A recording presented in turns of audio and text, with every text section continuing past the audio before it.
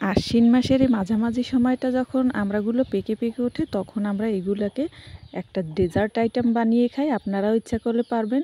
এই যে সামান্য একটু পানি দিয়ে এখানে নারকেল বাটা, নারকেল বেটে নিতে হবে, তারপর সামান্য লবণ, তারপরে সামান্য না অনেকটা চিনি, কারণ চিনিরই তো আইটেম, ডেজার্ট আইটেম চিনি।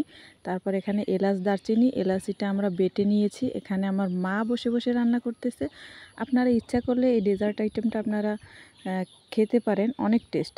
তো এখানে যখন একটু কষিয়ে আসছে নারকেল চিনিটা, তখন আমড়াটা দিয়ে আবার কষানো শুরু করবে আমার মা। এই যে আমার মায়ের হাতের এই রেসিপিটা অনেক মজা। তো এখানে ফাইনাল পানি দিয়ে দিল। পানি এই যে এতটুকু পরিমাণ, এখানে ধরেন 20টা পরিমাণ আমড়া নিয়েছে। এই ফাইনাল লুক।